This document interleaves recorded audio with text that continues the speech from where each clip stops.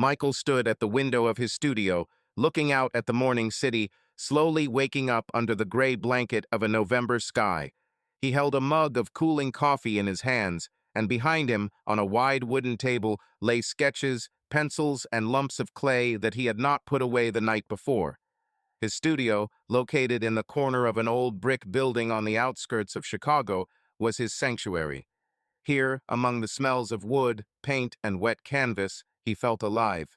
Michael was a sculptor, not the kind of artist whose work was shown in world-famous galleries, but one who found meaning in creating something tangible, something you could touch, something you could feel under your fingers.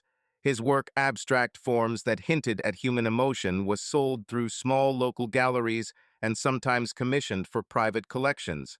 It didn't bring in much money, but it gave him the freedom he cherished so much. He was 37, and there was something about the way he looked that made people turn their heads. It wasn't that he was classically handsome. Rather, there was a depth to him.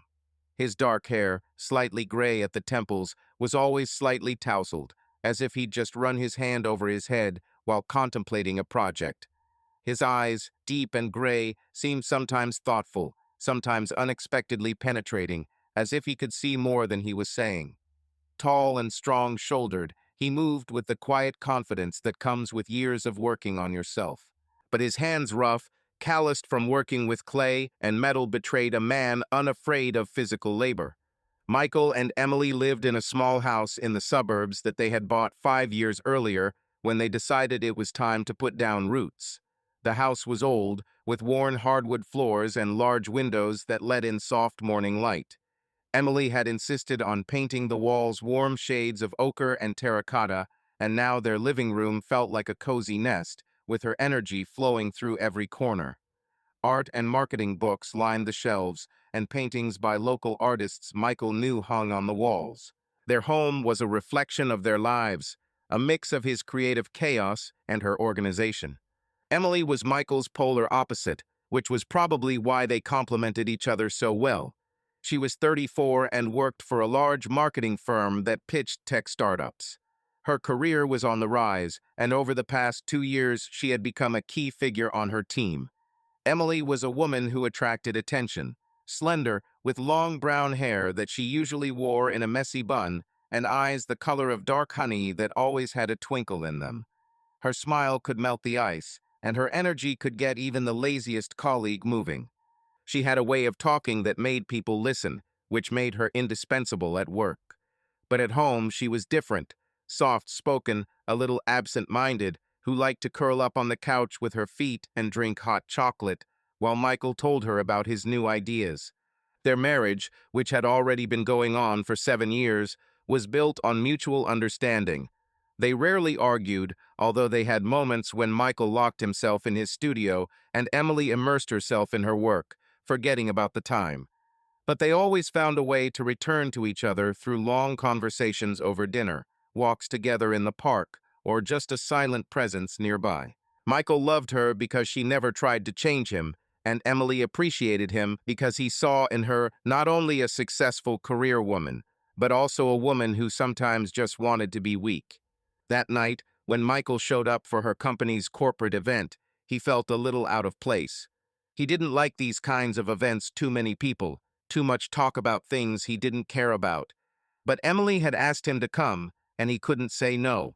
She wanted him to see her in her element, to feel how important this part of her life was to her. Michael had put on his best suit, a navy blue one that had been custom-made years earlier, and tried to look comfortable among all these people in expensive clothes. The mansion where the corporate party was held was a true work of art. Built in the neoclassical style, it towered over the manicured garden like a palace from old European novels. Tall columns at the entrance, a marble floor in the hall, crystal chandeliers casting thousands of tiny rainbows. All this created a feeling of luxury to which Michael was not accustomed. He took a glass of champagne from a passing waiter and took a sip, feeling the light bubbles pleasantly tickle his throat. Live music was playing in the hall, a string quartet performing something soft and unobtrusive, and the guests moved around the room like figures in a carefully staged performance. Women in evening dresses, men in tuxedos, they all seemed to be part of some other world in which Michael was just an accidental guest. He looked for Emily and soon spotted her in the center of the room. She was wearing a dark green dress that emphasized her graceful figure and made her look like a forest nymph. Her hair, styled in soft waves, slightly touched her shoulders, and her smile, as always, attracted glances. She was talking to a group of colleagues, and her laughter, ringing and sincere, spread throughout the room, making Michael involuntarily smile. He loved to look at her at such moments. She was in her element, and this made her even more beautiful. Michael took another sip of champagne and decided to walk over to say hello. He was making his way through the crowd, exchanging polite smiles with strangers, when his gaze accidentally slid to the side. In the far corner of the room, where the lights were dimmed slightly, he saw her Emily. She was standing next to a man Michael knew only from her stories, Richard Crowe, her boss. Tall, with dark hair styled with impeccable precision, he exuded the confidence that comes with power and money. His suit probably cost more than a month's rent for Michael's studio, and his smile was both charming and slightly predatory.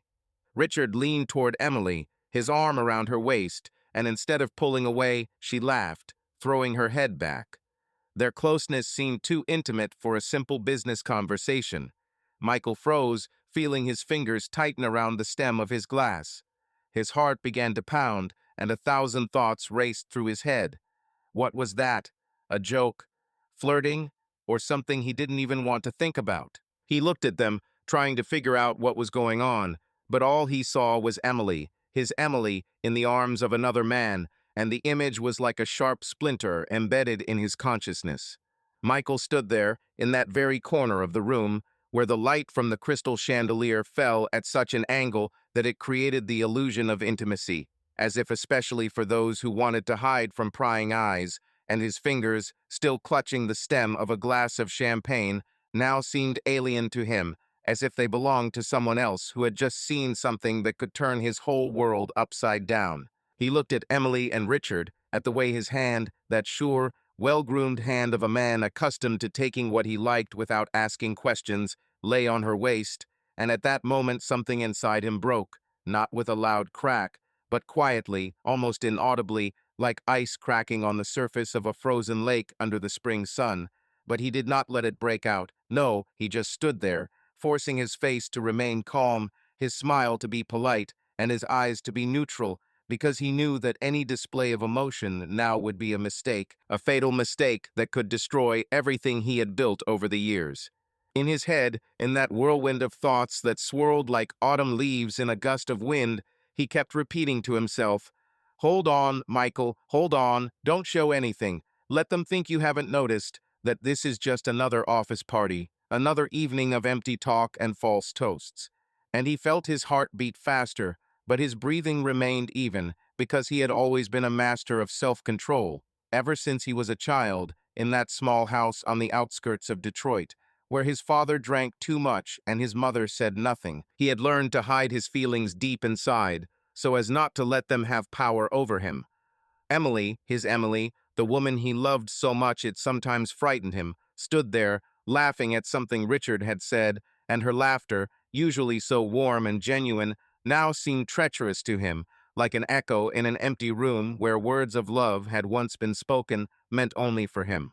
He stepped back, disappearing behind a group of guests who were discussing some new project animatedly, their voices merging into a monotonous hum, and it gave him a moment to collect himself, to think, because the impulse, that hot, blind impulse to go over and push Richard away, to say something harsh, to make a scene was strong, but Michael knew it would lead to nothing, only chaos, only questions, only excuses that might be lies, and he didn't want lies, no, he wanted the truth.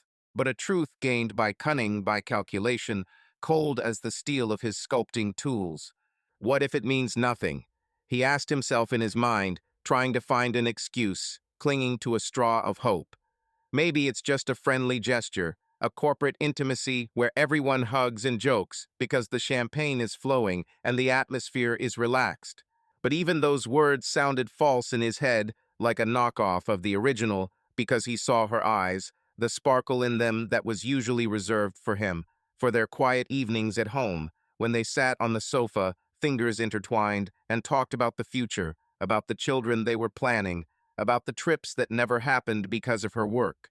Richard, that charismatic bastard, with his perfect smile that must have cost a fortune at the dentist, and the way he carried himself as if he owned the world, he was the kind of man Michael had always secretly despised, because men like Richard didn't create anything with their own hands, they just manipulated, built empires on the labor of others, and now it seemed he had decided to manipulate Emily too, his Emily, who had perhaps fallen for his charm because her life of deadlines and presentations lacked the stability Michael provided, or had too much of it, and was looking for the adrenaline, the spark, that Richard, with his power and his money, could provide. No, Michael thought, forcing himself to breathe deeply, don't jump to conclusions, gather information like you gather clay for a sculpture, layer by layer until you see the shape, the real shape of what's happening. He remembered Emily staying late at work, talking about late meetings, about how Richard inspired the team, and those words, which had seemed innocent before, now took on new meaning, like a puzzle where the missing pieces suddenly appeared in the most unexpected place. He forced himself to smile at Emily's colleague as he passed, nodded at some greeting, but his mind was elsewhere, already making a plan, not revenge in the heat of the moment, no, but something more subtle, cold as the winter wind off Lake Michigan, a plan that would allow him to find out the truth without destroying everything at once. Surveillance first, he thought. Watch her, her phone, the messages she writes with a smile, how she reacts to the mention of Richard in conversation. He imagined coming home tonight, how Emily would probably hug him, kiss him, and he would respond, but inside there would be this quiet anger boiling, disguised as concern, and he would start asking questions, unobtrusively, as if out of curiosity. Tell me about Richard. What kind of person is he? Do you often communicate outside of work? And from her answers, from her tone, from the way she looks away, or, on the contrary, looks too directly, he will understand if there is something more there than just a working relationship. His thoughts were interrupted when Emily turned, noticed him, and her face lit up with a smile. But Michael saw something new in that smile, or was it his imagination? A slight twilight, as if she knew he had seen it, but hoped he hadn't cared. She came up to him, her hand touching his, and he felt the warmth of her skin, but that warmth now burned like a reminder of betrayal. "Michael, darling, you're here," she said, and her voice was as enthusiastic as ever. "I'm so glad you came. This evening would have been boring without you." He smiled back, forcing his lips into their usual curve, and said, "Of course I couldn't miss it, you know." But inside his monologue was going on, "Boring? Without me? It's not boring with Richard, is it? What were you two whispering in that corner where no one can see?" But he didn't say anything out loud, he just took her hand, squeezed it lightly, as if everything was okay, and suggested, "Let's dance, or just stand and drink champagne." They stepped aside, and while Emily was talking about some project, about how the team had dealt with a crisis, Michael nodded, listened, but his mind was working at full capacity, analyzing her every word, every move. A plan, he thought. I need a plan. Not an impulse, but a strategy. Find out everything about Richard, who he is, what he does for a living, does he have a family, weaknesses that can be exploited. Maybe hire a detective. No, too expensive and too risky. I can handle it myself. I always have. He remembered his childhood, those days when his father would come home drunk and Michael would hide in his room, planning how to leave home, how to build his life without this shadow. And he did it, went to Chicago, became a sculptor, met Emily at one of the exhibitions where she was looking for inspiration for an advertising campaign, and their love flared up like a fire in dry grass, bright and all-consuming. But was that fire fading now? Or was it just an illusion created by one moment, one embrace? No, Michael thought, I won't let this destroy us. But if it's true, if she's with him, then I won't be the one to go quietly. I'll hit him in a way that he'll feel, this Richard, that he won't touch what's not his. His plan was beginning to take shape. First gather evidence, check her phone while she was sleeping, look at her text messages, maybe install a tracking app, but be careful not to scare her off. Then, if it was confirmed, Think of revenge, not physical, no, he wasn't that kind of guy, but intellectual, maybe anonymously reporting some kind of shenanigans at the company, if there were any, or finding a way to undermine Richard's reputation, but all coldly, calculatedly, without any emotion that might give him away.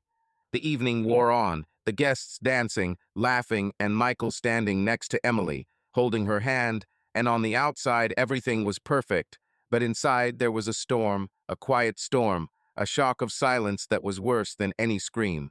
He looked at Richard, who was now talking to the others, and he thought, "You don't know what you're dealing with, man. I'm not one to give up easily." And this monologue, this internal dialogue, went on, layer by layer, revealing his soul, his fears, his resolve, until the night began to wear on and they drove home, where it was all just beginning. He remembered the first time he and Emily met. It had been in a small gallery in downtown Chicago, where he was showing his sculptures, abstract forms inspired by human emotion, one of a couple locked in an embrace, symbolizing unity, and Emily had stopped in front of her. Her eyes lit up. She had said, "It's like love that won't let go." And he had said, "Exactly, but sometimes hugs can be suffocating." And they had laughed, and from that moment on, everything had been going on. Now, looking at her with Richard, he wondered if he had been suffocating her with his stability, his devotion, which had perhaps become too predictable, too safe for a woman so full of ambition.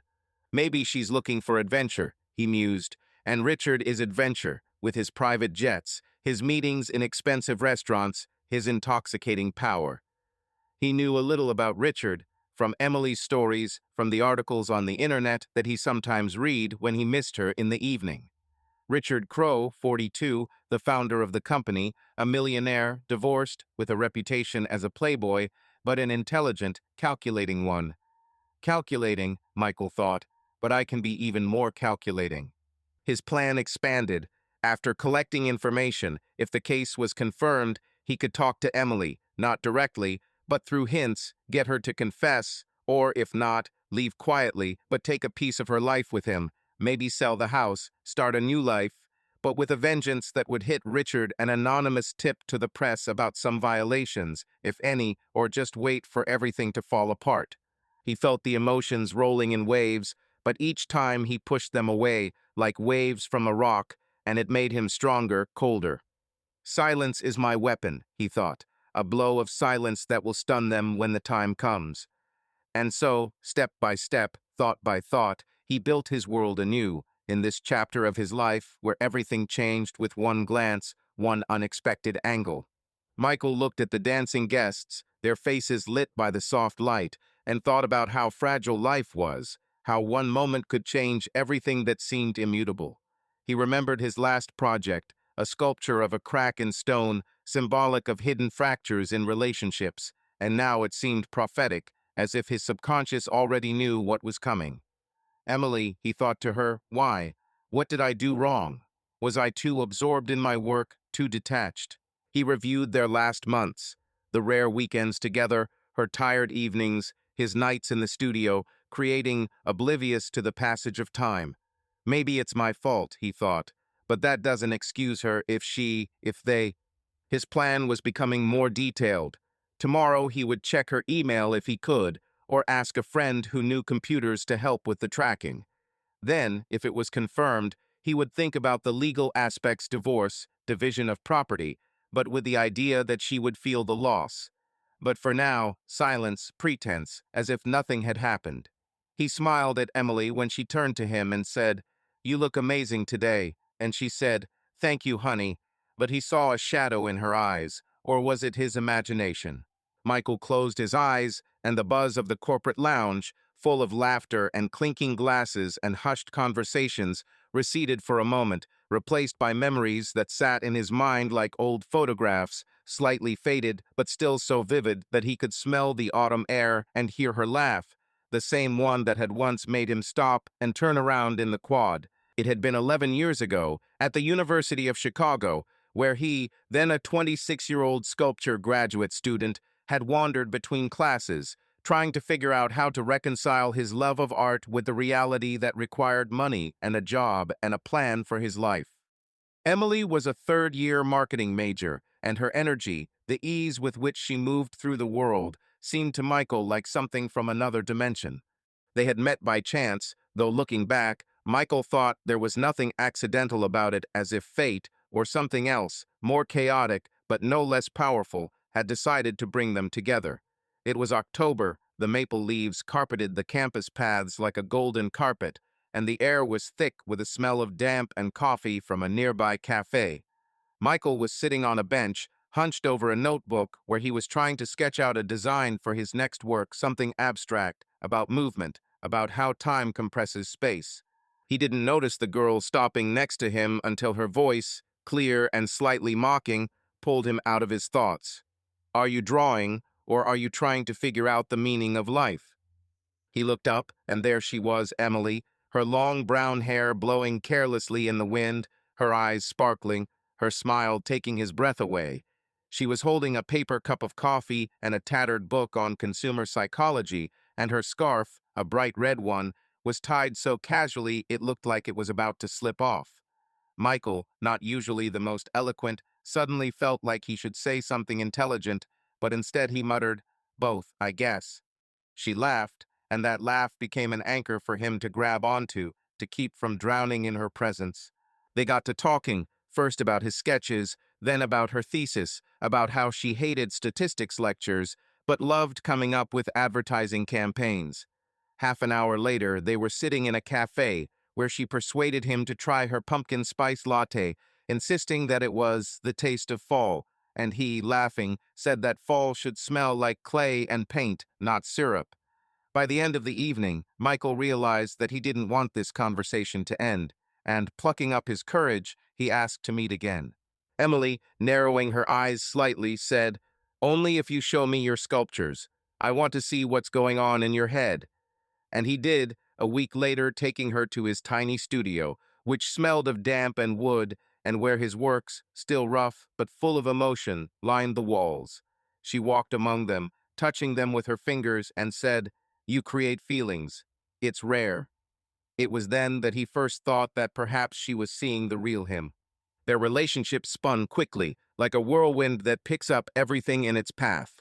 They met in cafes, walked along the shore of Lake Michigan, argued about what was more important, art or money, and kissed under the street lamps when the city fell asleep. Emily was like a spark that ignited everything around her, and Michael was like coals that burned slowly but reliably. He loved her because she was not afraid to dream out loud, for her ambitions that seemed so big to him, so unattainable, but she always said, "If I want something, I will get it." And he believed her because there was confidence in her voice that made him believe in the impossible.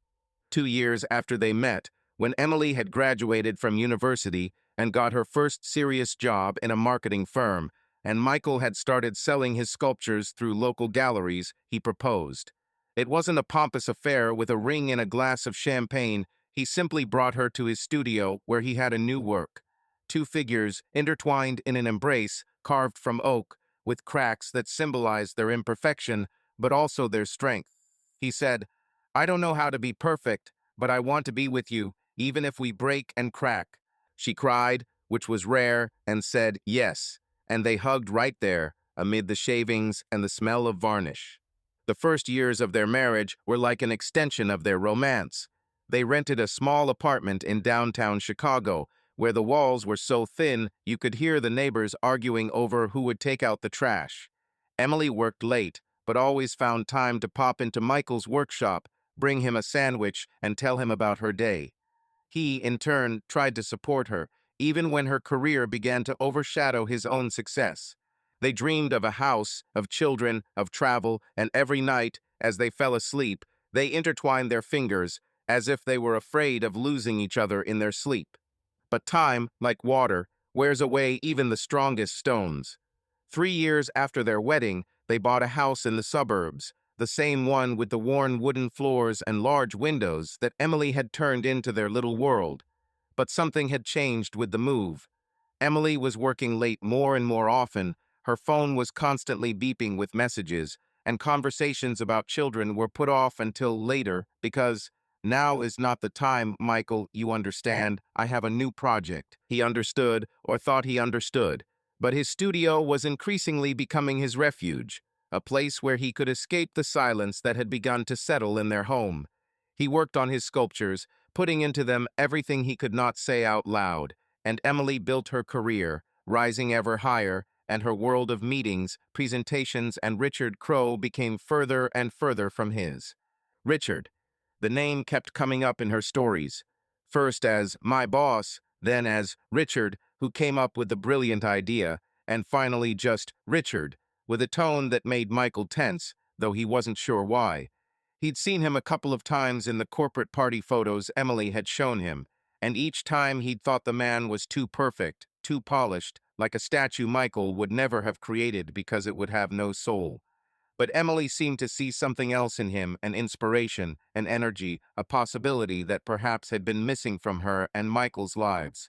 Now, standing in the room, a glass of champagne in his hand, Michael looked at Emily and Richard, at their too close distance, at her laughter that he had once thought was his own, and the memories of those years, of their love, of her warmth as she fell asleep on his shoulder, were suddenly as sharp as shards of glass.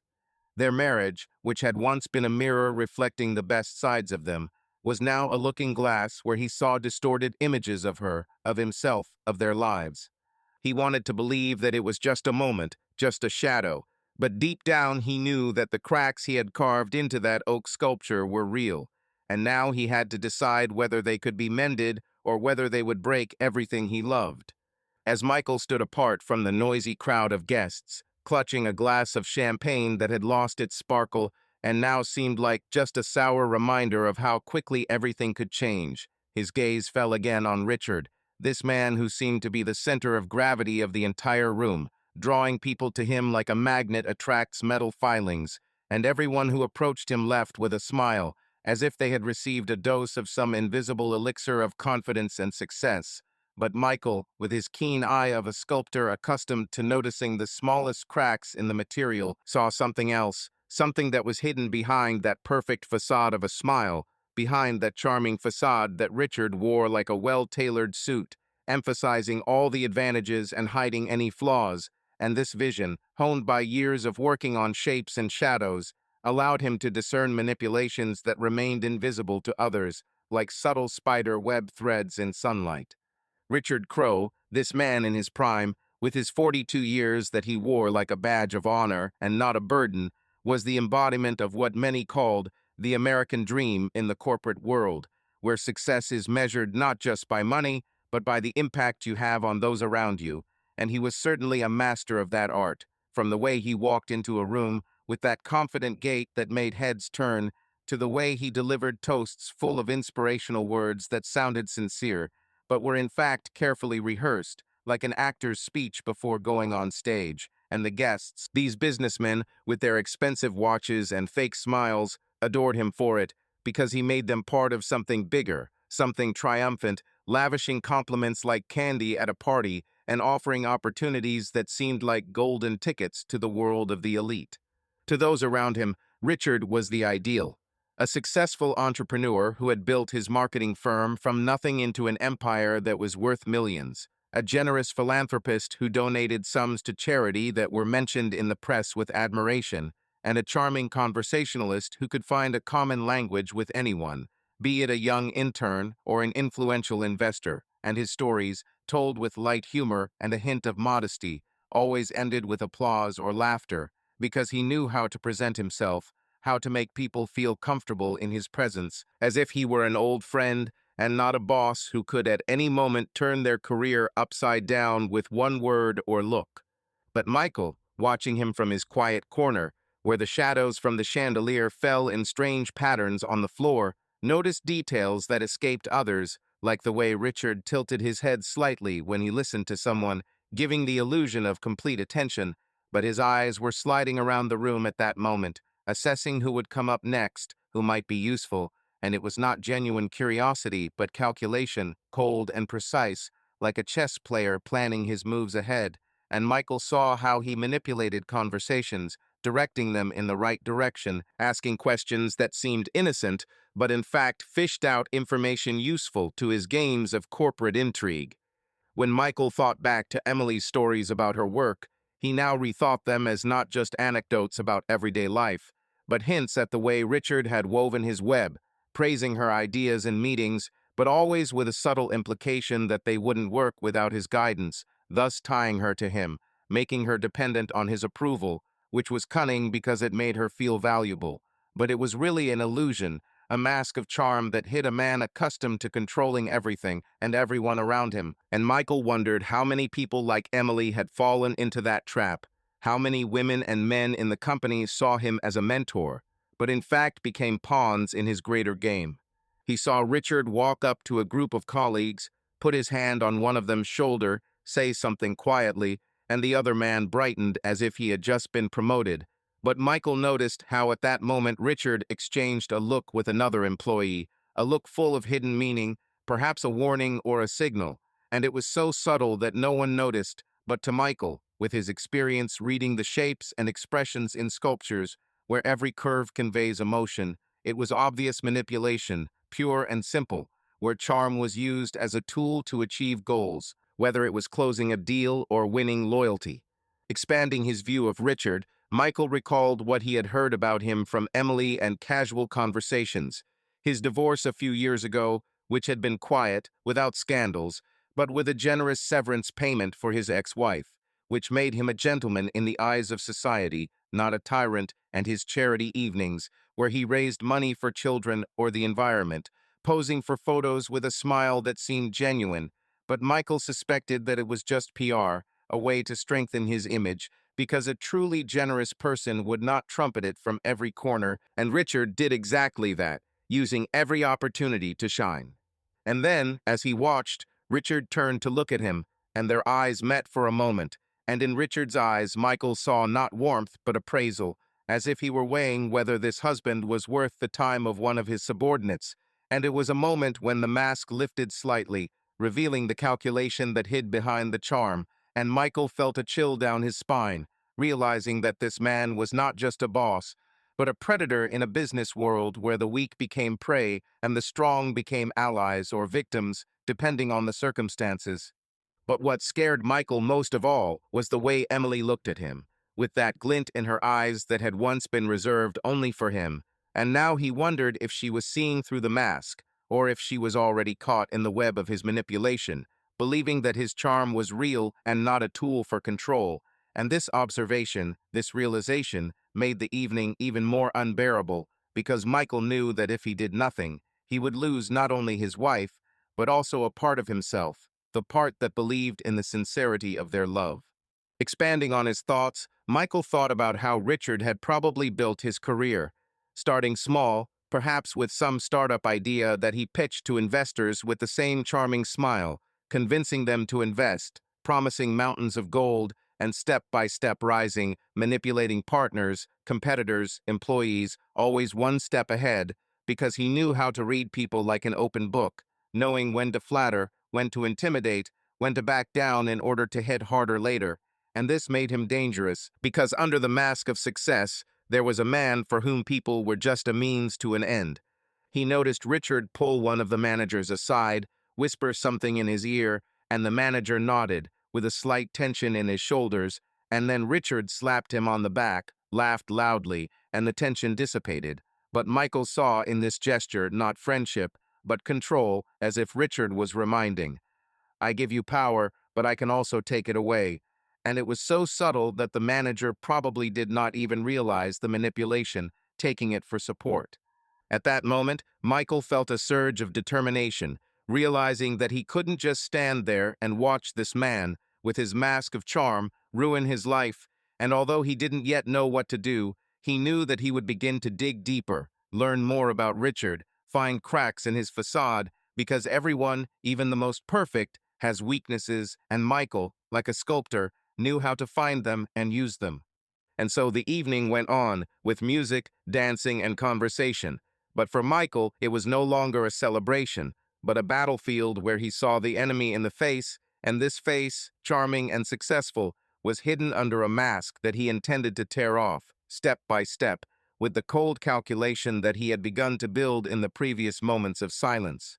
Michael remembered Emily coming home late one day, her eyes shining, talking about how Richard had praised her presentation at a meeting, telling her she was a marketing genius, and how the whole team had applauded, and Michael had smiled, happy for her. But now, replaying the moment in his head, he saw manipulation.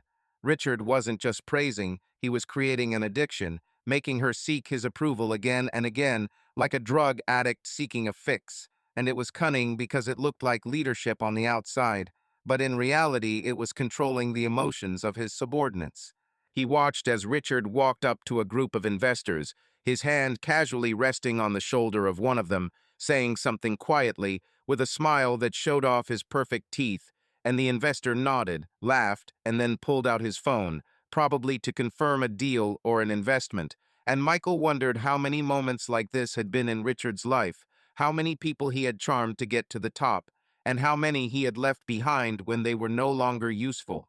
His charm was like a Venetian carnival mask, beautiful, decorated with gold and feathers, but underneath was an unknown face, perhaps full of scars and shadows, and Michael wondered what lay there. A childhood of poverty that had made him ambitious, or disappointments that had taught him to manipulate so as not to be vulnerable.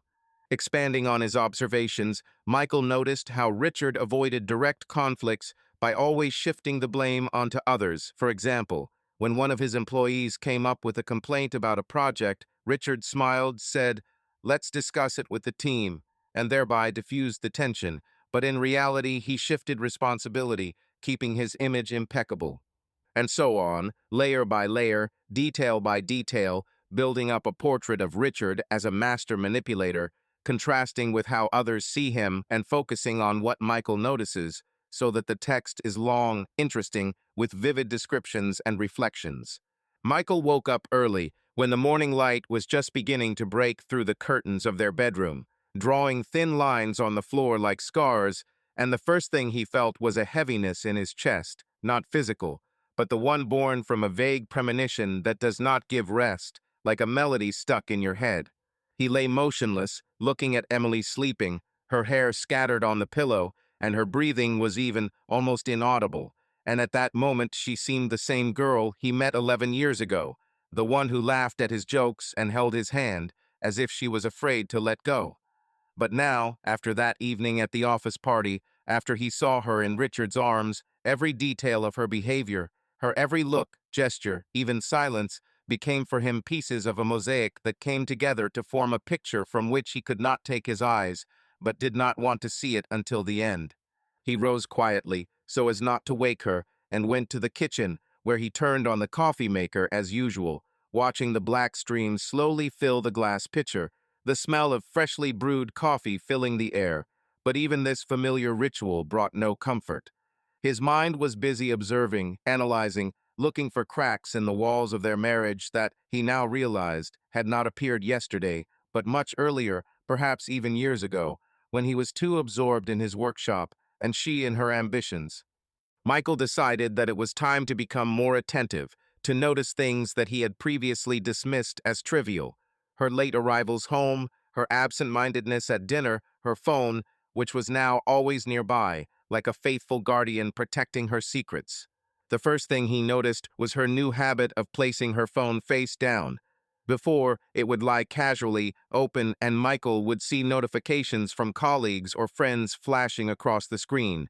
But now, whenever she pulls it out of her bag, it would be upside down, as if she wanted to hide even a casual glance. Last night, when they got back from the office party, she had been sitting on the couch, scrolling through something on the screen, her fingers moving quickly, slightly nervously, and when he asked what she was reading, she had said, "Oh, just some work texts," and then she had put the phone back in her pocket, smiling too quickly, too brightly. That smile, which he had once loved for its sincerity, now seemed like a mask, hiding something he didn't yet understand. He began to notice other changes, too, that had escaped his attention before. Her wardrobe, for instance. Emily had always loved bright colors, loose sweaters and jeans that she wore around the house, but in recent months her closet had been filled with new things. Form-fitting dresses, expensive shoes, low-cut blouses that she wore to work, explaining that the office dress code is stricter now. Michael didn't mind she looked amazing, but now he wondered who she was doing all this for. For her colleagues? For her clients? Or for Richard, whose hand had rested so confidently on her waist that evening, as if it were not the first time they had touched? Another crack was her behavior at dinner. They used to talk for hours about his sculptures, about her ideas for advertising campaigns, about where they would go when they had more time. But now she was mostly silent, or her answers were short, almost mechanical. Yesterday, when he asked her how her day had been, she had said, "Oh, nothing special, just a lot of meetings," and then changed the subject, asking about his new work. But her eyes were looking away, as if she were not there but somewhere else, in a world he had no access to. This silence, this detachment, was like the cracks in clay that appear when the material dries too quickly, and Michael knew that if this process was not stopped, everything he had created could fall apart. He began to watch her more closely, not like a detective in a sitcom, but like a man trying to figure out what was happening to his world. That morning, while she was taking a shower, he noticed her phone on the kitchen table light up with a new message. He didn't touch it, not because he was afraid, but because he wasn't yet prepared for what he might see. But the notification itself, flashing across the screen, was from R.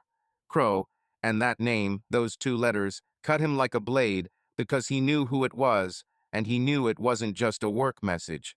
He turned away, pretending to drink his coffee, but his mind was already running scenarios. What were they texting about? Work.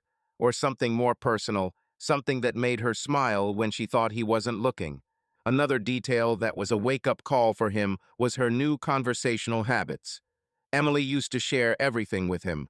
Office gossip, funny stories about her coworkers, even the time she spilled coffee at an important meeting. But now her stories were fragmented, as if she was filtering them, choosing what to say and what not. When he asked about Richard, she would answer evasively, "Oh, he's as full of ideas as ever," and then quickly change the subject. It wasn't like Emily, who could talk for hours about trivial matters, and Michael felt like this reticence was creating a gap between them that was growing wider with each passing day. He'd noticed, too, how her routine had changed. She used to love spending evenings at home, even if it meant just watching old movies or reading a book, snuggled up with him on the couch. But now she was staying late more and more often, citing urgent projects or client meetings. Yesterday, when he'd offered to meet her after work, she declined, saying she was going out to dinner with some colleagues to discuss strategy. Michael nodded, not letting the sting of the word colleagues show, because he knew Richard would likely be there, with his perfect smile and his ability to make everyone feel special.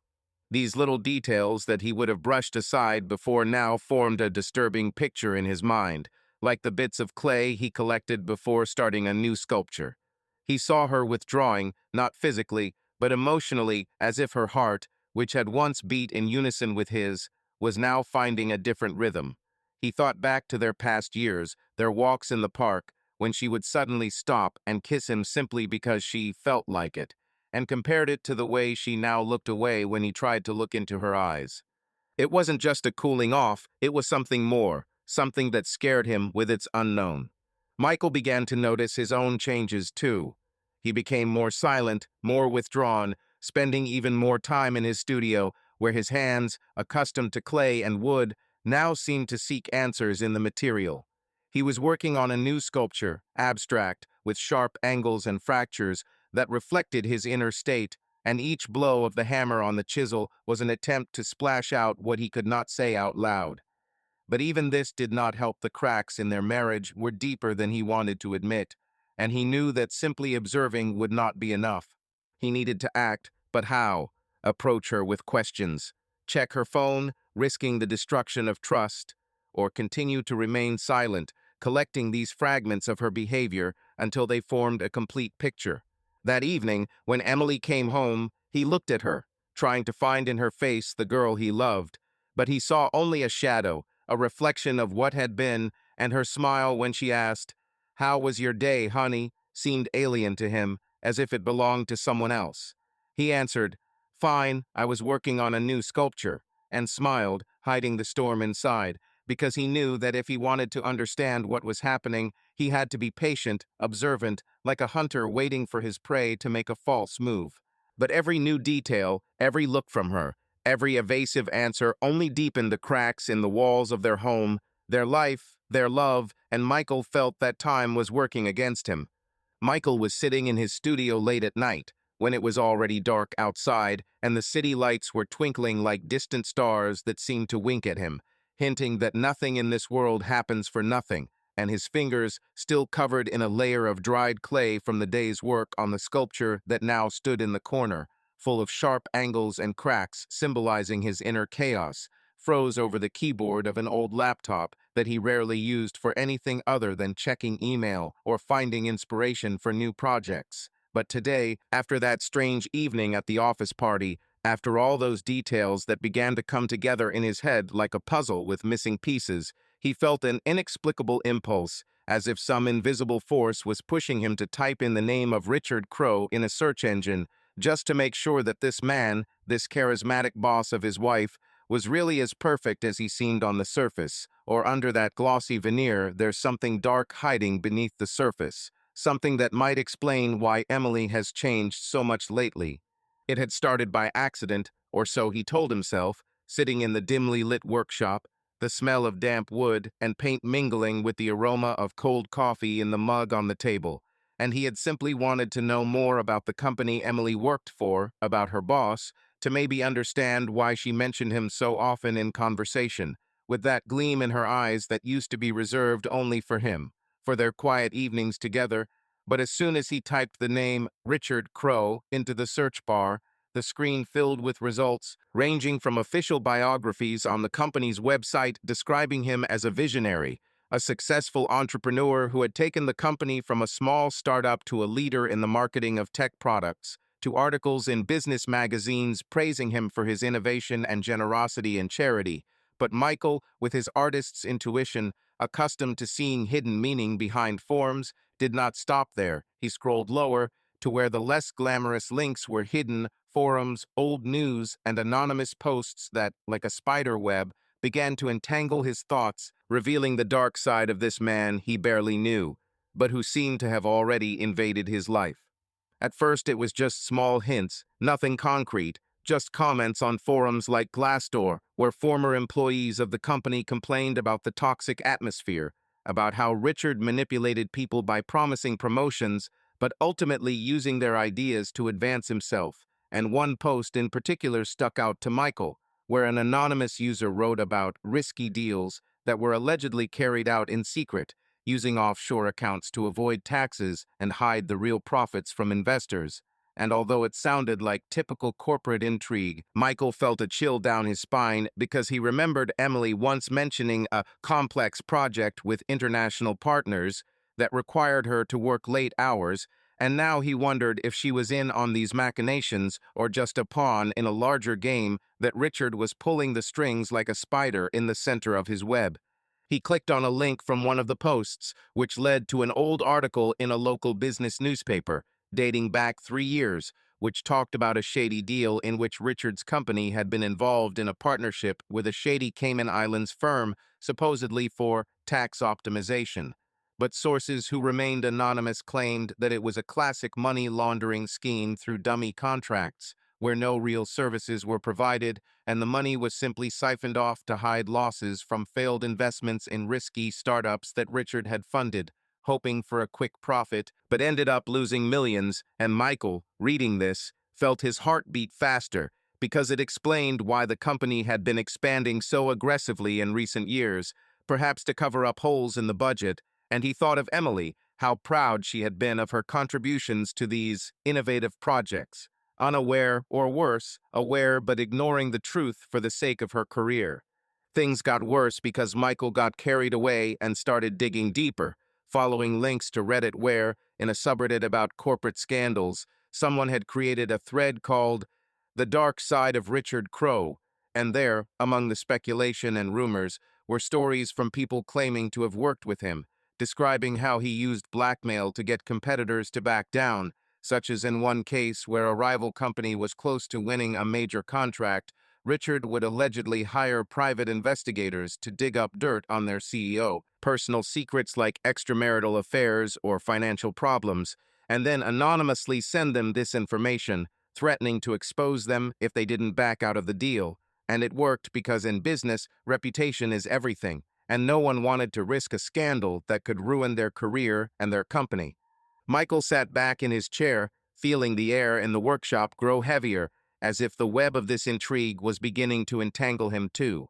And he remembered the way Richard had exchanged glances with his colleagues at the company party, the ones full of hidden meaning, and now it took on a new color, as if he was seeing not just a boss, but a master manipulator who built his empire not only on talent, but on fear, on veiled threats that forced people to remain silent and obedient.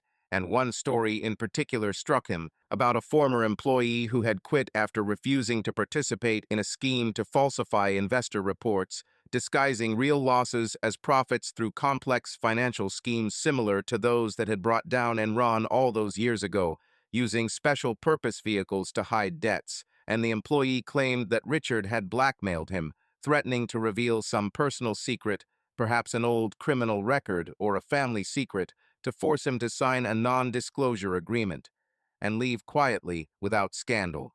It was like a punch to the gut because Michael imagined Richard, with his perfect smile and confident demeanor, sitting in his office overlooking the city, weaving these webs where every employee, including Emily, was a thread in his web, and he wondered if she knew it or if she had been blinded by his charm, the career prospects he had promised her, and perhaps something more, that hug at the office party that now seemed not just flirtation, but part of a larger game where personal relationships were used for control, to keep people loyal not out of respect, but out of fear or dependency. He continued searching and came across a report from a financial blog where an analyst was breaking down the company's latest reports, noting inconsistencies in the numbers, such as inflated revenues from contracts that were actually fictitious, with partners that only existed on paper, and risky investments in cryptocurrency and volatile markets, where Richard was betting millions on a fast track to growth, but ended up covering his losses by manipulating assets.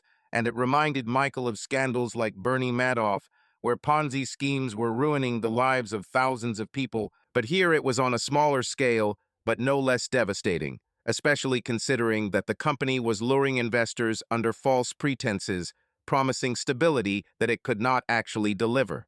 Michael felt the nausea rising in his throat and stood up to walk around the studio, his footsteps echoing in the empty space where his sculptures stood like silent witnesses to his thoughts. And he thought about how all of this could affect Emily if she was more involved than it seemed. Maybe she had signed the documents without knowing the details, or knew but kept quiet because Richard was blackmailing her too, or simply manipulating her with promises of advancement, and the thought was unbearable because he loved her despite everything and didn't want to believe that she could be part of this dark world full of lies and deceit.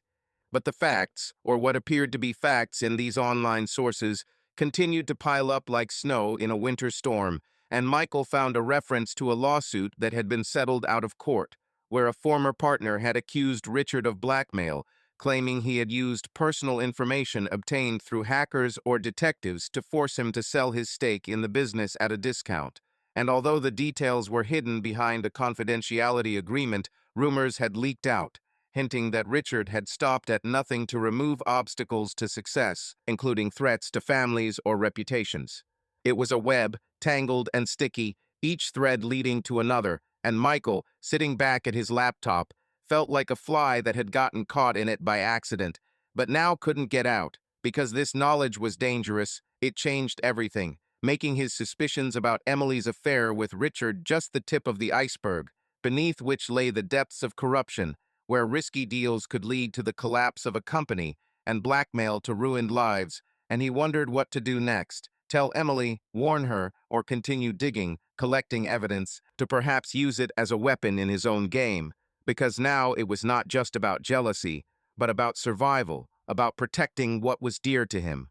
As time went on, Michael read on, delving into details such as specific deals with overseas investors where money was moved through a chain of companies to hide its origins, perhaps even laundering funds from dubious sources, and he remembered the Volkswagen scandal where data manipulation had led to huge fines, and he thought that Richard, with his ambitions, might do something similar in marketing, falsifying success metrics for clients to keep contracts, and blackmailing those who tried to leave by threatening to reveal their own secrets.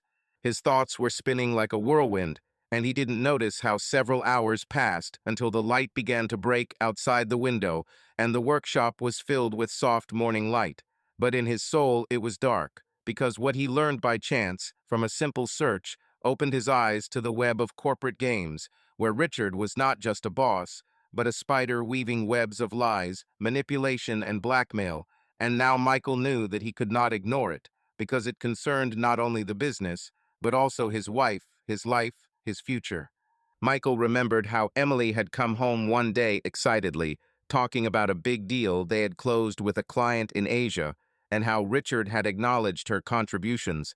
But now he saw it not as a success, but as a risk, because he had learned from an article that the client was connected to a company accused of corruption, and perhaps the money from the deal was part of a larger laundering plan. He imagined Richard in his office, overlooking the skyscrapers, sitting behind a massive desk, signing documents that hid the truth, and using the phone to make calls that made subtle threats sound like friendly advice, blackmailing partners into keeping quiet. His heart ached at the thought that Emily might be involved, perhaps unwittingly, but it made her vulnerable, and he decided he had to protect her, even if it meant facing Richard face to face. Michael sat in the corner of the old oak pub, where the time-darkened wood smelled of spilled beer and old whiskey, and the dim lamps above the bar cast long shadows that seemed to whisper secrets. His fingers tapped nervously on the mug of dark ale he had barely sipped, his mind too busy to enjoy the taste. Every sound, the clink of glasses, the laughter at the next table, the creak of the door as someone entered made him flinch, as if he were waiting for Richard Crowe with his perfect smile to appear and ruin yet another part of his life. Michael hadn't chosen this place by chance. The pub was old, the kind where locals would gather to drown their problems in a pint of beer, and no one knew him here except Jason, his best friend, to whom he was going to confide his doubts, because keeping everything inside was becoming unbearable, like clay that cracks under pressure if it is not molded in time.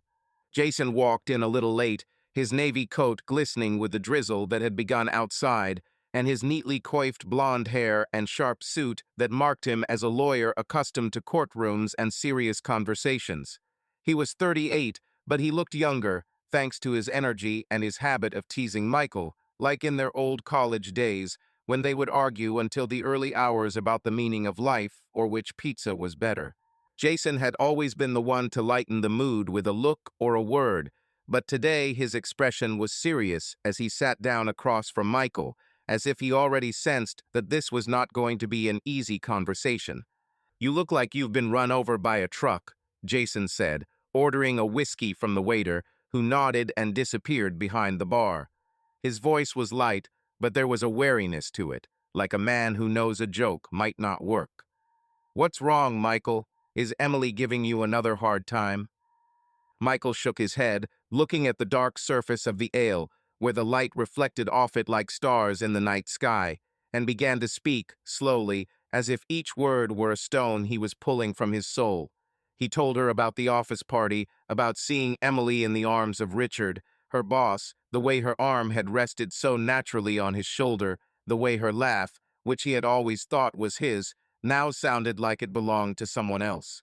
He described her withdrawal in recent weeks, the way she placed her phone face down, the way her wardrobe had become smarter, her conversations about work had become shorter and more evasive.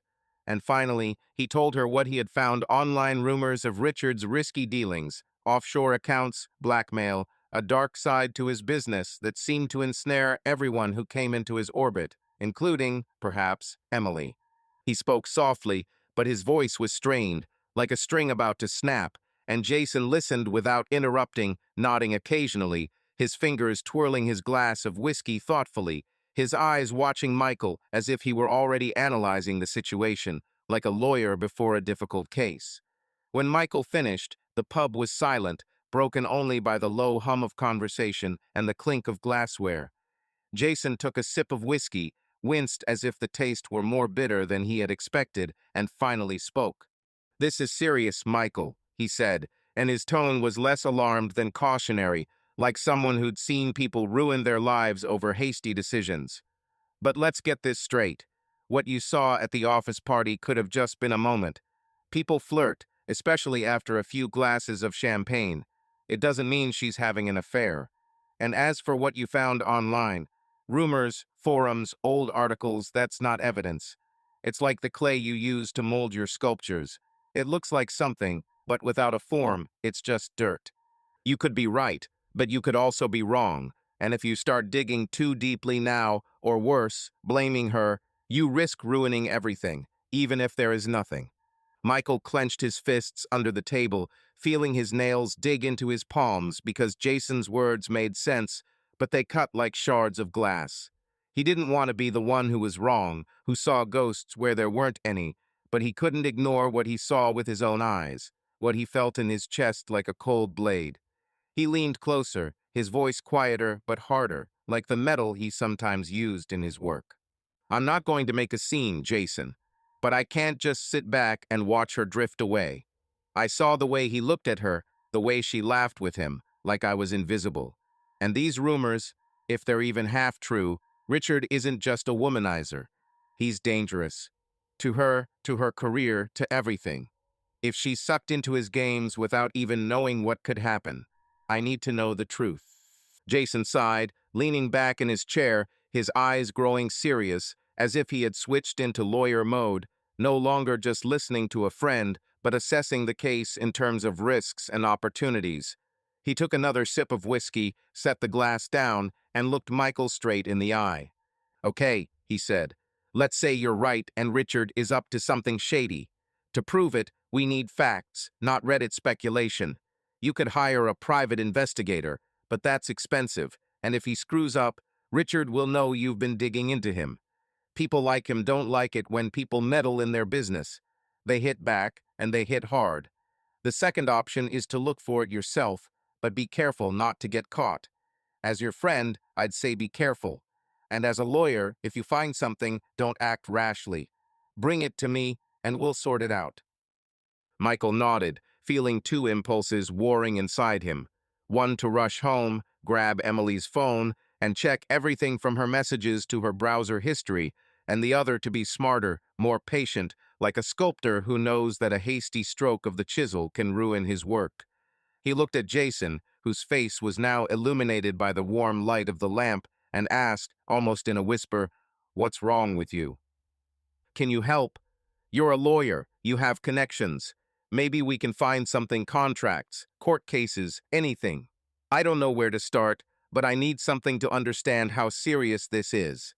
Jason paused, his fingers tapping the rim of his glass as if he were weighing whether to engage in this. Finally, he nodded, but his voice was firm as a sentence. "I can try. I have a friend in the bank's finance department who can check for suspicious transactions through accounts linked to Richard's company. And I have a colleague who works with corporate records who can look for lawsuits that were hushed up before they went to trial. But Michael, I'm serious. If we find something, you have to be prepared for the consequences. If Richard is doing something shady, he's not just your rival. He could be dangerous. And if Emily is involved, even unwittingly, you'll have to decide what to do next. Are you prepared for the truth to be worse than you think?" The words hung in the air like the smoke from a cigarette someone was smoking at the next table, and Michael felt his heart clench, because the idea that Emily might not just be a victim of Richard's manipulations, but a participant in his schemes was like a hammer hitting his sculpture, threatening to shatter it. He remembered her face at the party, her laugh, her hand on Richard's shoulder, and now it seemed more than just flirtation, but part of something bigger, maybe an addiction to his power, to his promises that might not just be about her career, but about something darker. "I'm ready," he said, though inside he felt he wasn't ready, that every step in that direction brought him closer to the abyss where the truth might not be salvation but destruction. "Just help me find something. I can't live in this fog." Jason nodded, finished his whiskey, and said, "Okay, give me a couple days. I'll talk to my people, see what I can dig up. But for now, keep your cool. Don't pester Emily with questions. Don't check her phone, nothing. If she's hiding something, you'll scare her off, and then we'll never know. And if Richard is anything like you say he is, he'll notice if you start fidgeting. Be like your sculptures, hard but flexible. Michael couldn't help but chuckle because the comparison was accurate. He always sculpted his work so that it looked solid but with an inner movement, as if it could come to life at any moment. Now he had to be the same, outwardly calm, but inside ready for any turn. He nodded, feeling determination begin to displace fear, like clay under his hands, gradually taking shape. They sat for another hour, discussing the details. Jason explained how the financial transaction review process worked. His contact at the bank could request details of transfers related to Richard's company, but it would take time because such requests had to be made carefully to avoid breaking the law. A colleague from the archives could search for old court cases, especially those settled out of court, where there might be hints of blackmail or fraud. Michael, in turn, shared what he had found online. Posts about a toxic atmosphere at the company, rumors of fictitious contracts, stories of Richard allegedly silencing employees by threatening their reputations or careers. If that's true, Jason said, then he's playing a dangerous game. But people like him always cover their tracks. We need something concrete, a document, correspondence, something we can use. And Michael, think about this. If we find something on Richard, it could affect Emily too. She works on his team. If the company collapses because of the scandal, she could lose her job. Are you prepared for that? Michael paused, looking at the empty mug in front of him. He hadn't thought about how his search might hurt Emily, even if she was innocent. He imagined her face, her eyes full of tears, if everything she'd worked for were destroyed by his actions. But then he remembered her laughter at the party, her closeness to Richard, and the anger flared again, like a spark in dry grass. I want the truth, he said finally. If she's involved, I'll get to the bottom of it. But if she's a victim, I have to protect her, even if she doesn't want to. Jason nodded, but there was something in his gaze that Michael couldn't decipher, a mixture of sympathy and warning. They finished their drinks, and Jason left, promising to contact him in a few days, once he found something. Michael was left alone, staring at the empty table where their glasses sat, like witnesses to a conversation that could change everything. He felt on edge, like he was standing on the edge of a cliff where one step could lead to salvation or to ruin. But he knew he couldn't stop. Richard was the enemy, or so it seemed, and Jason was the friend who would help him find the weapon. But deep down, Michael wondered, what if the truth made them all enemies? He walked out of the pub into the cold night, where the rain was still drizzling, and his steps on the wet pavement sounded like the rhythm of his thoughts. Step by step, clue by clue, he was getting closer to the truth that could either save his marriage or destroy it completely. Michael sat in his studio, the light from a single lamp casting long shadows on the walls covered with the marks of his work, clay stains, tool marks, sketches pinned to a board, and his fingers, still smelling of damp wood, clutched the edge of the table nervously as he waited for the call from Jason, whose words in the pub a few days ago, "Be prepared for the consequences," now sounded in his head like a warning he couldn't ignore but didn't want to accept. Outside, Chicago was drowning in the gray light of late November, where the rain seemed never to stop, reflecting his inner state, a mixture of anxiety, anger, and some kind of morbid curiosity that drove him forward like a hunter on the trail of an animal, not knowing whether he would save the prey or become it himself. His laptop, sitting on the table among the shavings and sketches, was open to the email page where he waited for a message from Jason with the promised data, and every minute of waiting seemed like an eternity, as if time had decided to slow down to increase his torment. The phone finally rang, and Michael jumped as if he'd been electrocuted. He grabbed it when he saw Jason's name on the screen and answered without even letting Jason say hello. "What did you find?" His voice was hoarse, as if he hadn't spoken all day, when in fact he had spent the morning talking to himself, running through every possible scenario in his head, from an innocent explanation to his worst nightmare. "Michael," Jason's voice was calm, but there was a tension in it, like a man holding a bomb and not knowing how to defuse it. "I got some information from my man at the bank and a colleague in the archives. But brother, it's not what you want to hear. Are you sure you're ready?" Speak, Michael said, his heart pounding so hard it seemed like it could be heard in the quiet of the workshop. He stood up and began to pace the room, his footsteps echoing like a metronome counting down the final seconds before the explosion. Jason paused, as if collecting his thoughts, and began. A friend of mine at the bank checked the transactions related to Richard's company.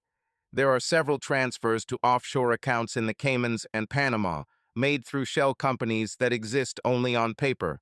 It's a classic scheme for concealing income or laundering. But here's what's interesting. Some of these transfers are signed by Emily. Her name is on the documents as the person in charge of the project, which, apparently, was a cover for siphoning off money. It doesn't mean she knew what she was doing. She may have been used, but her signature is there, Michael. That's a fact. Michael froze, his hand gripping the phone so tightly his knuckles turned white. He imagined Emily sitting in her office, signing papers that Richard had handed her with a smile, assuring her it was a routine formality, and she, trusting him, had signed, unaware that she was becoming a pawn in his game. But then he remembered her laughter at the office party, her closeness to Richard, and the thought that she might know more than he wanted to believe sank into him like a chisel into soft clay. "There's more," Jason continued, his voice dropping as if he were worried they were being overheard. "A colleague of mine in the archives found an old lawsuit that was dropped before it went to trial. A former employee, one David Larson, was accusing Richard of blackmail. He claimed Richard had threatened to expose his personal problems, something to do with debt and addiction, I think if he didn't sign a non-disclosure agreement after he was fired. Larson worked on Emily's team, and the documents show she was a witness in the case. Not a defendant, but her name comes up as someone who was present at meetings where these projects were discussed. Michael, I don't know how involved she is, but her name comes up too often for it to be a coincidence." Michael felt the floor shift beneath him. He leaned against the table, looking at his latest sculpture, an abstract figure broken in half like his life, and his mind swirled with images. Emily signing papers, Emily laughing with Richard, Emily coming home and kissing him, as if nothing had changed. But now he saw her in a new light, as someone leading a double life. One with him, in their cozy home, planning a future, and one in Richard's world, where she was not just a talented marketer, but a pawn he used to cover up his schemes, and perhaps something more, a lover whose charm and trust he had turned into a tool. "There's one more thing," Jason added, his voice almost a whisper. "My contact at the bank found emails forwarded to him from the company's internal server. Nothing direct, but there are emails in which Richard asks Emily to meet him outside the office to discuss confidential matters. In one, he thanks her for her loyalty and hints at a special role in a new project. It could just be work emails, but the tone, it's too personal, Michael. And the dates line up with nights she stayed late, saying she had meetings." Michael closed his eyes, feeling his world crumble like clay that couldn't stand the firing and crumbled to dust. He imagined Emily and Richard in some expensive restaurant over a glass of wine, where he whispered to her about her indispensability, and she smiled, unaware or worse, suspecting that he was using her not only for work, but for something more intimate, something that connected them more than just a contract. He remembered her new dresses, her detachment, her phone, which was now always password protected, and it all came together to form a shocking picture. Richard was not just manipulating her in business, he was weaving her into his life, into his web, where she was both a lover and a shield for his machinations. "What should I do?" Michael asked, his voice barely audible, as if he was afraid the answer would destroy the last vestiges of hope. He looked at his hands, rough from working with clay, and thought about how those hands had once touched Emily, held her, and now they trembled with helplessness and anger. Jason paused and then said, "First, we need to gather more evidence. What we have is evidence, but it's circumstantial. If you want to protect Emily, or if you want to deal with Richard, we need something solid. I can ask my man at the bank to dig deeper, but it will take time. In the meantime, you keep an eye on her, not like a spy, but like a husband. Notice what she says, how she acts. If she's involved, she may give herself away in small ways. But be careful, Michael. If Richard finds out you're digging, he may strike first. And if Emily is with him, you must decide whether you want to save her or punish her." Michael nodded, though Jason couldn't see it. He felt trapped, like a fly in a web, where every step could be his last. He remembered the first night he and Emily had in their new house, lying on the empty living room floor surrounded by boxes, laughing as they imagined living here, raising children, growing old together. Now that dream seemed as far away as the stars outside his window, which he could see but couldn't touch. He knew he had to act, but every step brought him closer to a truth that might be too heavy to bear. He spent the next few days watching Emily with a new, painful attentiveness. He noticed the way she checked her phone when she thought he wasn't looking, the way her smile tightened when he asked about work. One night, while she was taking a shower, he noticed that her bag was still on the kitchen table, her phone sticking out of her pocket. The temptation was overwhelming, but he resisted, remembering Jason's words, "Don't scare her off." Instead, he began asking her questions, light, almost innocent ones. "How's your boss doing? Still throwing projects at you?" Or "Who's that new client you were talking about?" Her answers were short, and she quickly changed the subject, but her eyes, those dark honey eyes he loved so much, now seemed like windows into another world where she lived a double life. A week later, Jason called again, his voice excited but controlled. "We found something else," he said. "An internal audit of the company a couple of years ago. It was hushed up, but there's a report in there that names Emily as the coordinator of a project that turned out to be a scam. The money went offshore, and the project never got done. She might not have known it was a setup, but her name is in there. And there's an email from Richard asking her to keep it a secret for the sake of the team. This isn't just an affair, Michael. He's using her to cover his tracks." Michael felt his world finally crack, like a sculpture he had baked for too long. Emily, his Emily, was not only in Richard's arms, but also in his games, where she was a pawn, perhaps without even realizing it.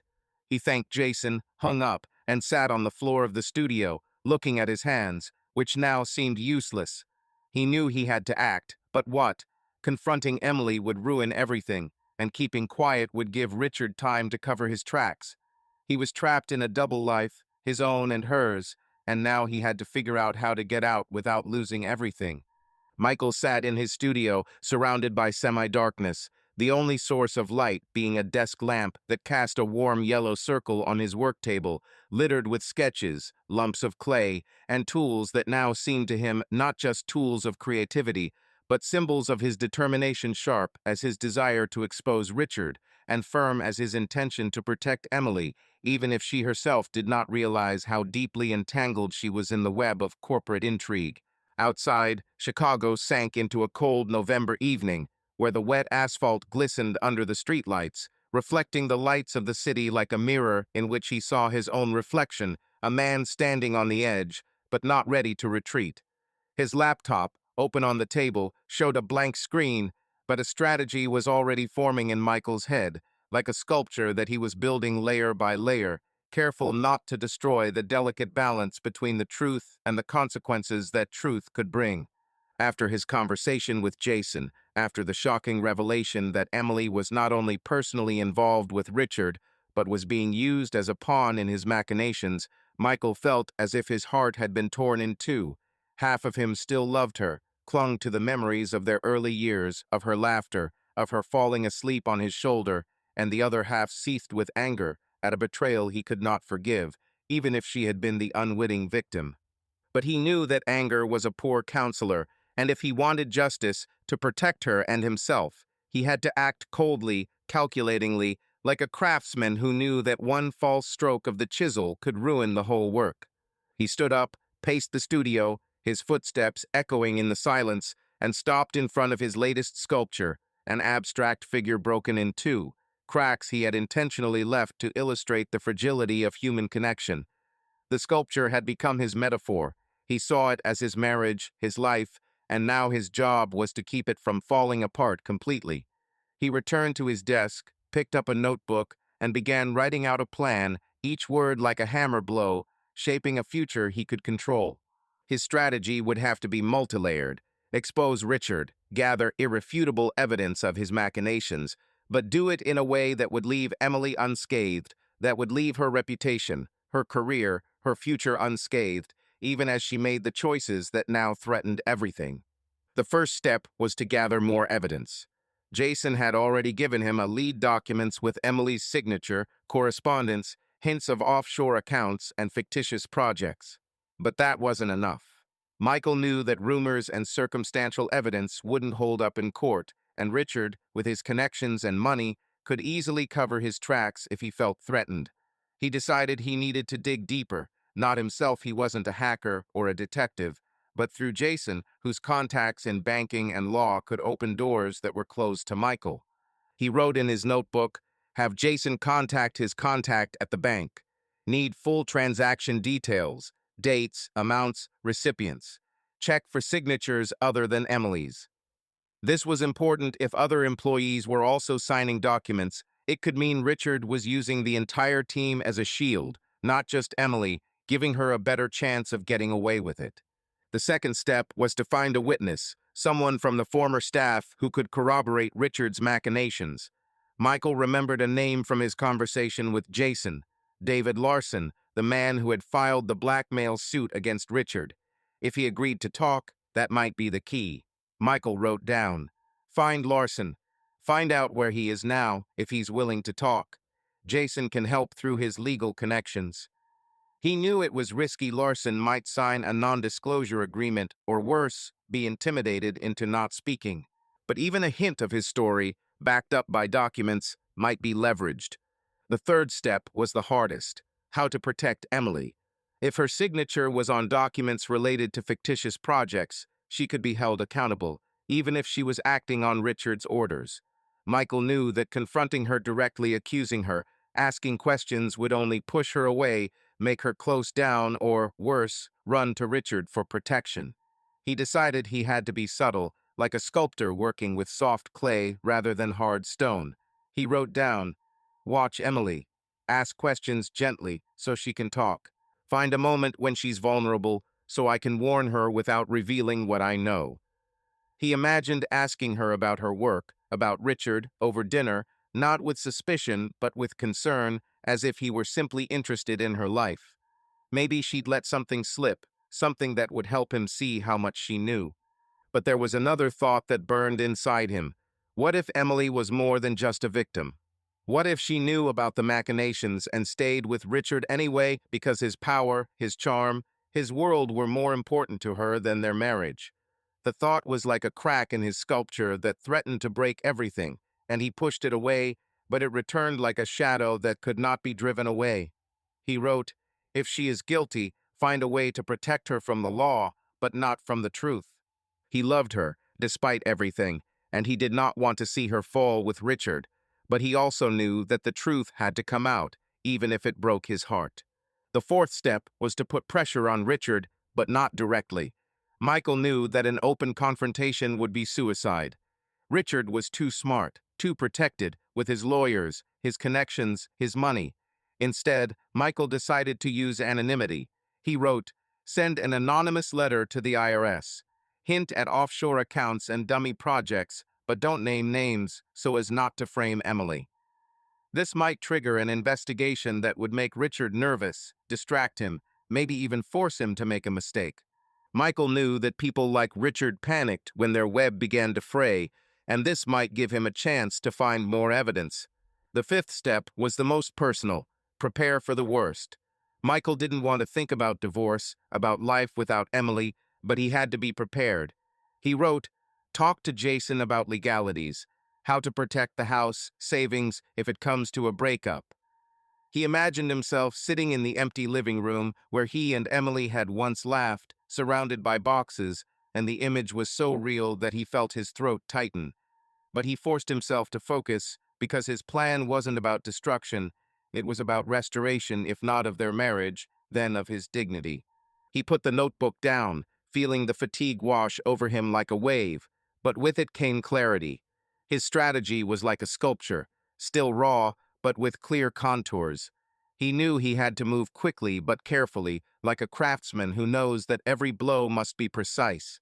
He stood up, went to the window and looked out at the city, where the lights of the skyscrapers twinkled like stars, and thought of Richard sitting in his office, confident in his invincibility. Michael smiled, but it was not the smile he gave Emily on their best days, but cold, determined, like a blade he sharpened in his soul. He spent the next few days on the move. He met Jason at a cafe on the outskirts of town, where they could talk without being overheard. Jason handed him the transaction printouts, with Emily's name thrown around, and it was a gut punch, but Michael forced himself to read on, looking for details that might point to other culprits. Jason also told him that his colleague had found another lawsuit, filed 3 years earlier, that involved the same offshore accounts, and that strengthened Michael's resolve. Richard wasn't just a manipulator, he was a systematic player who had built his empire on lies over the years.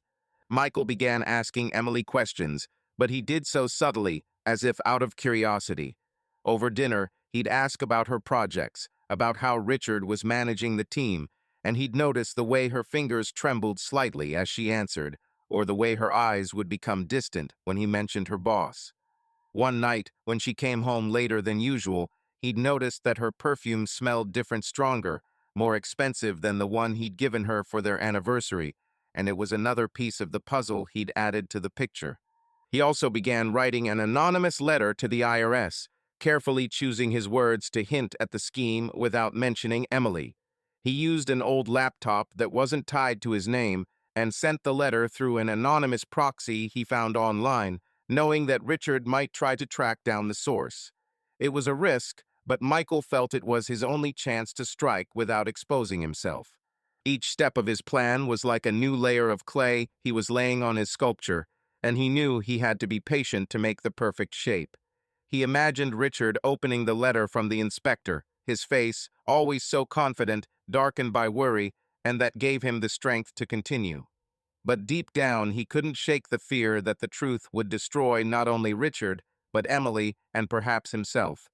He loved her, despite everything, and his plan was not only about revenge, but also about saving her reputation, her future, even if it meant losing her forever. By the time he finished writing in his notebook, night had fallen on the city and the studio was plunged into silence, broken only by the sound of rain outside the window.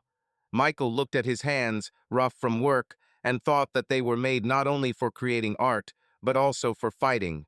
His plan was ready, and now everything depended on whether he could go this way to the end, without breaking under the weight of the truth he so desperately sought. Michael stood at the entrance to the luxurious banquet hall where Emily's company was hosting another reception, and his fingers, accustomed to the rough texture of clay and wood, now nervously tugged at the hem of the dark blue jacket he had put on to match the atmosphere of this world of glitter, false smiles, and hidden intrigues, where every guest was part of a carefully constructed set, and Richard Crowe, as always, played the role of maestro conducting this orchestra of corporate ambitions.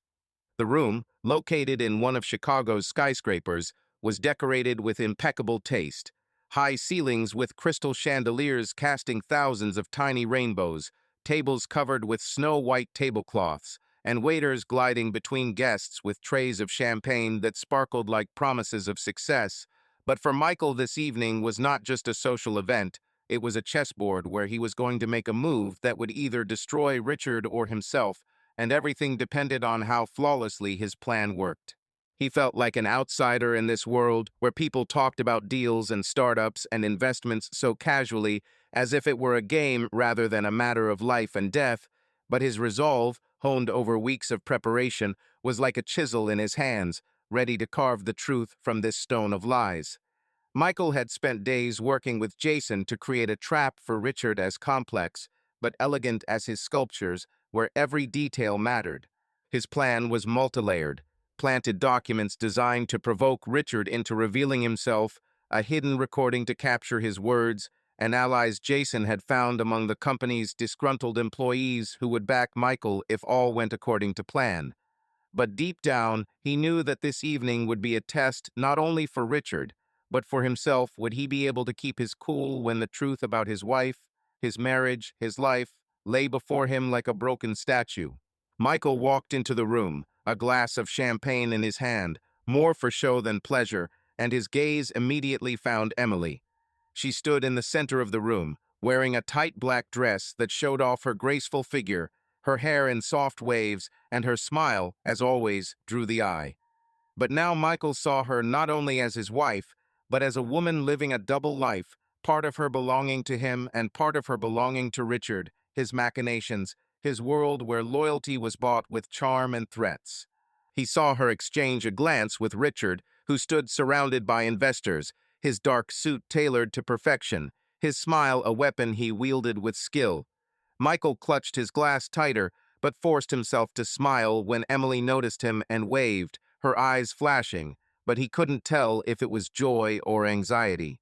The plan began with Jason, who had given Michael a fake document a few days earlier, a report on a fictitious project, similar to the ones Richard had used to funnel money through offshore companies. Jason, with the help of a contact at the bank, had created the document to look authentic. Signatures, stamps, dates, all matching the company's real reports, but with one difference. This report listed a fictitious client who had allegedly filed a complaint with the IRS. Michael was to plant the document on Richard through one of his allies, a young analyst named Lisa, who worked in Emily's department and was unhappy with the way Richard was taking credit for her ideas, threatening to fire her if she didn't keep quiet. Lisa agreed to help because, as she told Jason, Richard thinks he's a god, but I'm tired of being his puppet.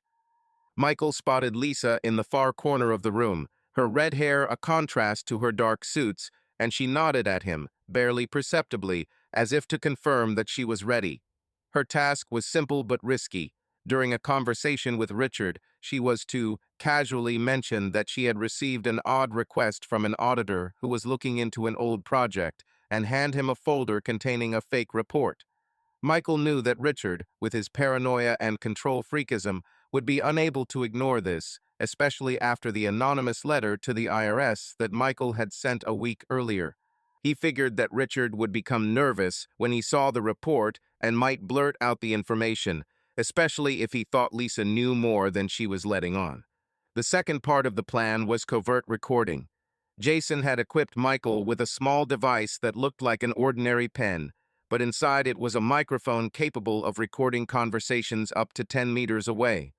Michael kept the pen in his jacket pocket, feeling its cold metal through the fabric, and it gave him an odd sense of confidence, as if he were not just a husband losing his wife, but a gambler willing to put everything on the line.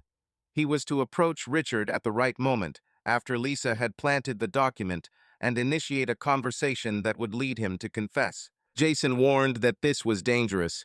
If Richard suspected a trap, he could turn the tables on Michael, using his connections to destroy his reputation or even accuse him of slander. The third part of the plan depended on allies. In addition to Lisa, Jason had found one other person. Paul, a former financial analyst at the company who had quit a year ago after Richard had forced him to sign documents concealing losses.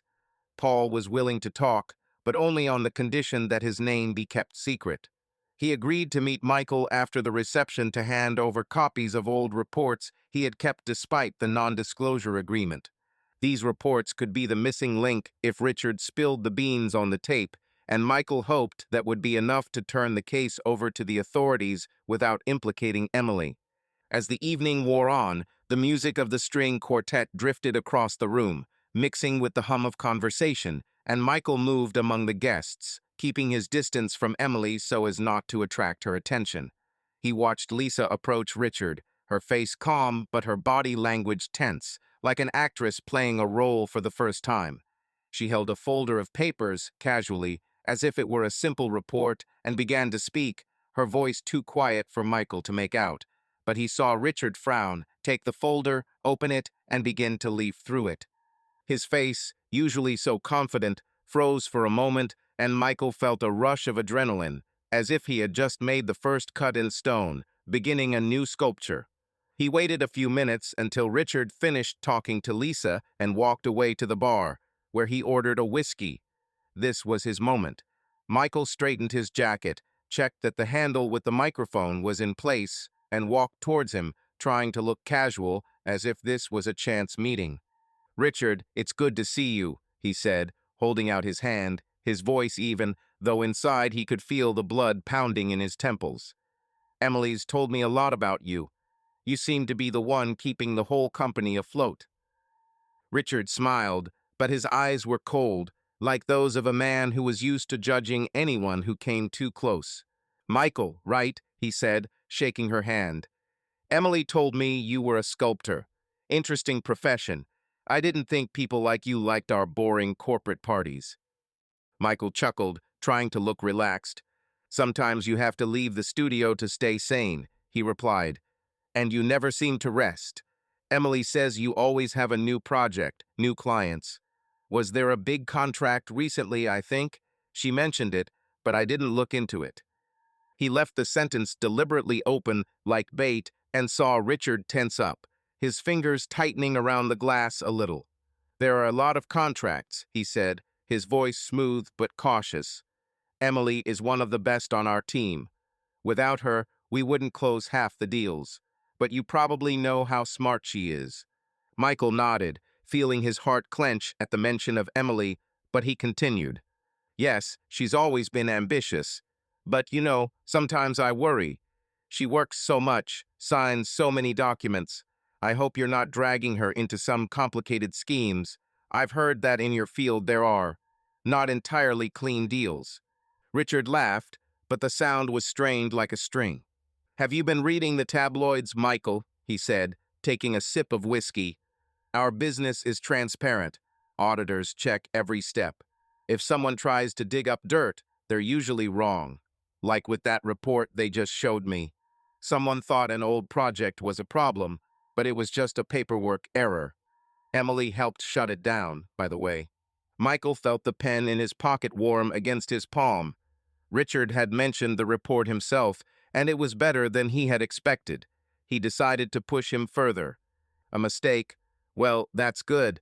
I just heard that sometimes such mistakes can be expensive, especially if someone starts digging an inspection, for example."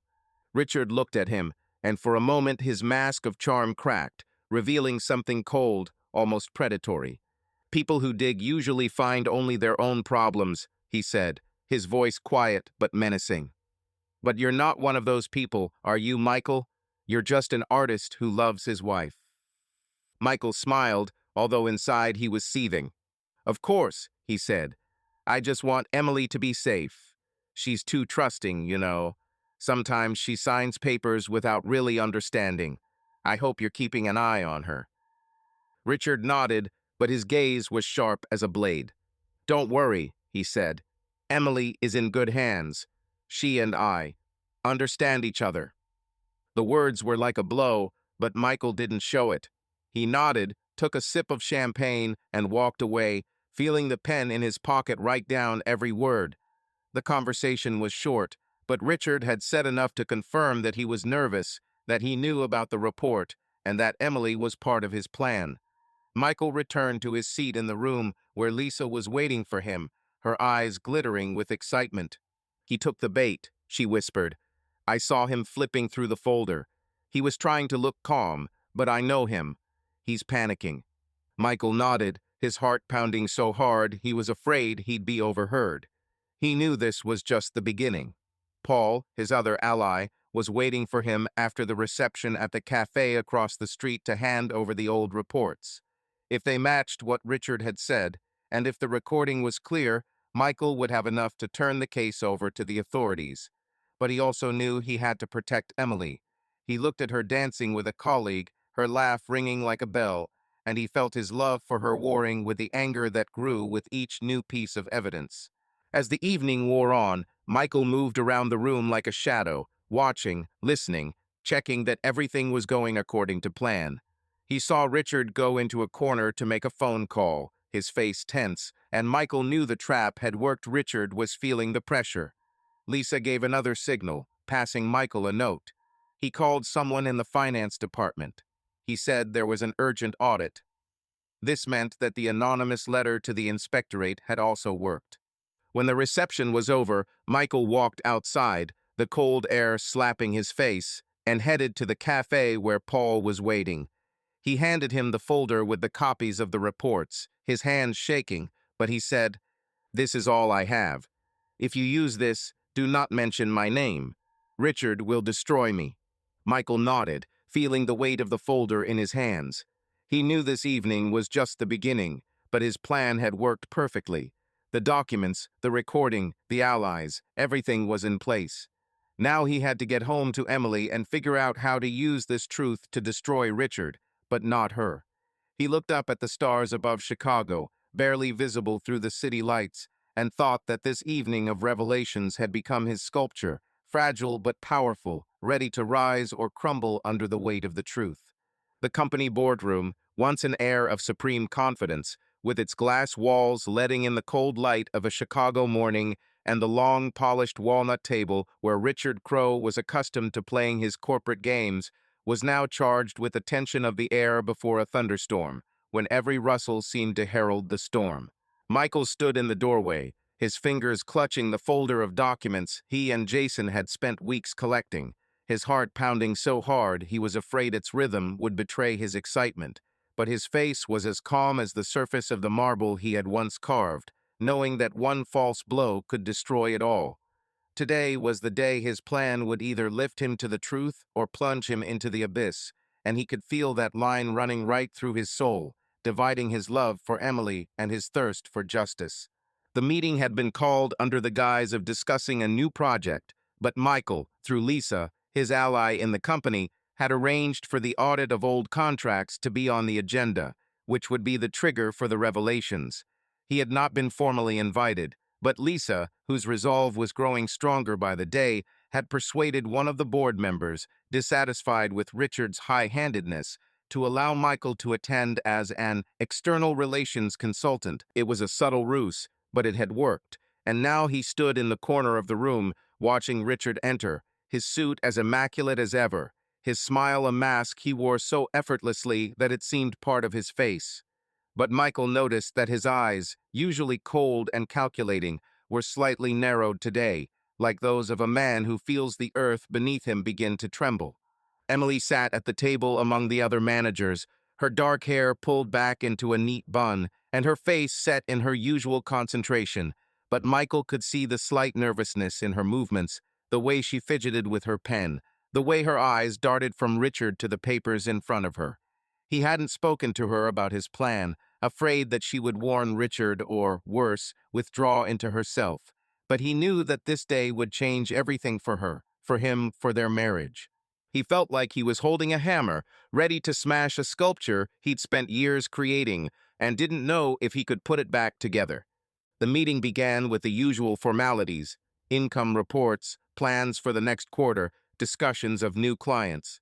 Richard spoke confidently, his voice flowing like expensive whiskey, soothing and mesmerizing, but Michael could see Lisa, sitting at the far end of the table, leafing through her papers, preparing to make her move. She raised her hand, her voice firm despite the slight tremor, and said, "I have a question regarding an old project that we closed 2 years ago. Technovista. I received a request from an auditor who claims that some of the transactions for this project went through offshore accounts that were not listed in the reports. Maybe we should discuss this before the inspector starts digging deeper." The room fell silent, as if someone had turned off the sound. Richard, sitting at the head of the table, smiled, but his smile was taut, like a string about to snap. "Lisa," he said, his voice smooth, but with an undercurrent of menace, "this is an old project, long closed. Mistakes in paperwork happen. We'll sort this out with the auditor. There's no point in causing a panic." But Lisa didn't back down. She opened the folder, the same one Michael and Jason had prepared, and began to read. According to these documents, Technovista received $3 million for services that were never rendered. The money went to a Cayman Islands account held by a company that, according to the registry, does not exist. The signatures on the contract are yours, Richard, and... She paused, looking at Emily. Emily. Emily paled, her fingers hovering over the pen, and she looked at Richard, her eyes full of confusion, like someone who had just realized she was standing on the edge of a cliff. Michael felt his heart clench, but he couldn't stop what had already begun. Lisa continued, her voice growing stronger. I also found correspondence where you, Richard, asked Emily to sign these documents, assuring that it was a formality. But it is not a formality, is it? It is a scheme to withdraw money from the company, hiding behind fake projects. The room erupted in whispers, the council members looked at each other, and Richard raised his hand, demanding silence. "This is absurd," he said, his voice firm, but Michael saw his fingers tighten on the edge of the table. "Lisa, you're jumping to conclusions. These documents are a forgery, or a mistake, or someone is trying to frame the company. We'll get to the bottom of this." But Michael knew his moment had come. He stepped forward, holding the folder Paul had handed him after the reception, and his voice, though trembling with tension, was clear. "It's not a forgery, Richard. I have copies of the reports signed by you and Emily, as well as correspondence where you ask her to keep it a secret for the sake of the team. And there's a recording," he pulled a pen with a microphone out of his pocket, "where you admit that you knew about the problems with Technovista and hinted that it was better not to dig." Richard looked at him, his eyes narrowing like a cornered predator. "You," he said, his voice low, almost growling, "you think you can come in here and ruin my company, my business? You're nobody, Michael, an artist playing detective." But Michael didn't back down. He placed the folder on the table, opened it, and began laying out the documents in front of the board members, who were now looking at him with a mixture of shock and curiosity. "This is not a game," he said. "This is the truth. You used my wife, Emily, and other employees to cover up your schemes. Offshore accounts, dummy projects, blackmail. I know about David Larson, whom you silenced. And I know the IRS has already launched an investigation because I sent them an anonymous letter. This is the end, Richard." The room fell silent again, and Michael felt all eyes on him, but the hardest of all was Emily's. She looked at him, her eyes full of tears, and he saw in them not only pain but also realization, as if she had just realized what kind of game she had been drawn into. She stood up, her voice shaking as she said, "Michael, I didn't know. He said they were regular contracts. I trusted him. I thought—" Richard interrupted her, his voice sharp. "Emily, shut up. Don't say anything until you talk to your lawyer." But she shook her head, her face pale but determined. "No, Richard. I'm tired of being your puppet. You promised me a career, success, but you used me. You used us all." The room erupted in a buzz. Members of the board began asking questions, some demanding explanations, others already calling lawyers. Richard tried to maintain control, but his voice was drowned out by the chaos, and Michael watched his empire crumble like the house of cards he had spent years building. One of the directors, an older man with a stern face, stood up and said, "These are serious allegations. We will call an emergency meeting and pass all the documents to the inspectorate. Richard, you are suspended from management until the end of the investigation." Richard tried to protest, but his words were lost in the noise. He looked at Michael, and there was pure hatred in his eyes, but Michael did not look away. He knew he had won, but it was a bitter victory because Emily stood to the side, her shoulders shaking, her face hidden in her hands. He wanted to go to her, to hug her, to tell her that everything would be okay, but he was not sure if that was true. When the hearing was over and Richard, surrounded by lawyers, left the courtroom, Michael walked over to Emily, who was sitting on a chair, staring into space. He sat down next to her, not touching her, but feeling her warmth, which had once been home to him. "Emily," he said quietly, "I didn't mean for this to happen. I wanted to protect you." She looked at him. Her eyes were red from tears, but there was genuine pain in them. "You knew," she said. "You knew all along, and you didn't say anything. Why didn't you ask me? Why didn't you trust me?" "I trusted you," he said, his voice thick with emotion. "But I saw you changing, how he manipulated you. I couldn't just watch. I loved you, Emily. I still love you." She shook her head, her voice barely audible. "I didn't know Michael. I thought it was just a job. He was. He was so convincing. I wanted to be the best. I wanted to prove that I could. And then it was too late. I was confused." Michael felt his heart torn between anger and pity.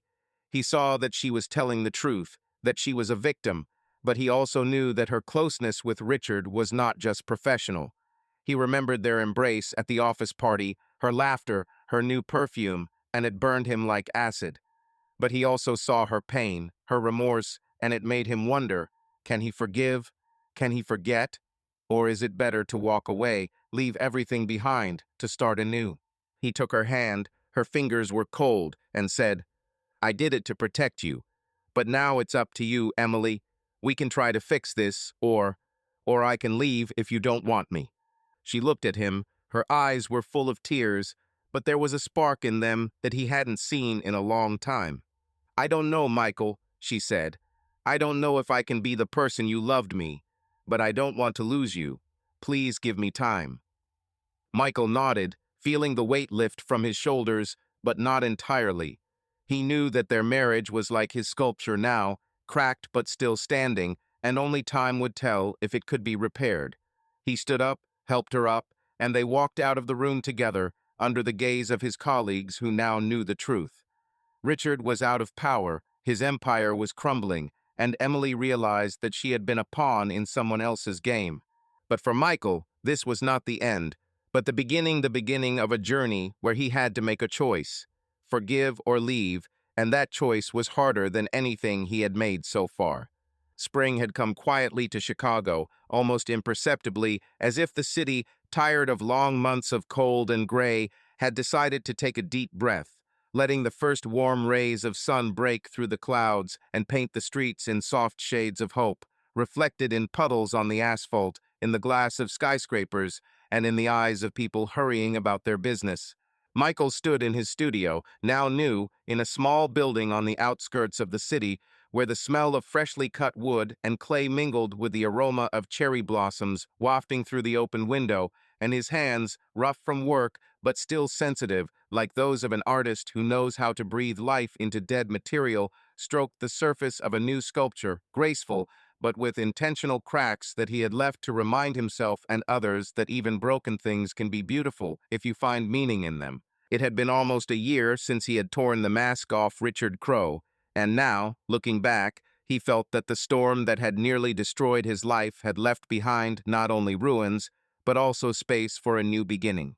Richard's fate was sealed the day Michael and his allies Lisa, Paul, and Jason turned over their evidence to the IRS. Documents, records, and former employees who, inspired by Lisa's courage, had come forward all added up to an indictment that was too much for even a master manipulator like Richard to bear. The investigation uncovered a web of offshore accounts, sham contracts, and blackmail that had been going on for years, and though his lawyers tried to soften the blow by claiming it was accounting errors, the truth was inexorable. The company, once a shining star in Chicago's corporate firmament, began to crumble. Investors pulled out funds, clients broke contracts, and Richard, stripped of his power, found himself under investigation. The latest news Michael had seen online was that he was awaiting trial, but his empire, his facade of charm, his world had all turned to dust, like clay that crumbles if not fired properly. Emily handled the debacle differently. That night in the boardroom, when the truth bubbled up like oil on water, she stood before Michael, her eyes full of tears, her voice shaking with the knowledge that she had been not only a victim, but also an unwitting accomplice in Richard's games. She quit the company immediately after that day, before her name started making headlines. Michael watched her struggle with guilt, trying to find herself in the ruins of what had once been her ambitions. She took a job with a small marketing firm that promoted local startups, and though her salary was a fraction of the size and her office smaller than the one where she had shone under Richard, there was a new spark in her eyes, not the kind that came from a boss's praise, but the kind that comes from starting over. She went to therapy to try to understand how she had allowed Richard to manipulate her, and Michael, despite the pain he still felt, saw in her a desire to atone for his mistakes. Their marriage, however, did not survive the storm as it had been before. Michael and Emily spent months after that day trying to mend what was left, but the cracks were too deep. They lived in the same house, but slept in separate rooms, and their conversations, once full of laughter and dreams, were now cautious, like steps on thin ice. Michael forgave her not right away, but over time, as he came to understand that her mistakes were not betrayals but weaknesses, the same weakness that exists in every person who believes in false promises. But forgiveness did not mean returning to the past. One evening, sitting on the porch of their house, where the scent of blooming lilacs mingled with the cool spring air, Emily took his hand and said, "I'm not the person you loved, Michael, and I don't know if I can be like that again, but I don't want you to look at me and see the pain. Maybe it's better for us to let each other go." It wasn't a question, it was a suggestion, and Michael, though his heart had clenched like clay under too much pressure, nodded. They decided to go their separate ways, not as enemies, but as people who had once been everything to each other and now wanted to give each other a chance at a new life. Emily moved into a small apartment downtown, and Michael stayed in the house they had once chosen together. But now he filled it with new meaning: his sculptures, his exhibitions, the students he began to teach, sharing his art as a way of healing. Lisa, whose courage had been the catalyst for Richard's downfall, had been promoted to the new company that had emerged from the ashes of the old one. She wrote Michael a letter thanking him for inspiring her to speak out, and he felt that his struggle had not been in vain. Paul, a former analyst, had left Chicago for a new life in California, where he had reportedly opened a small coffee shop, away from corporate intrigue.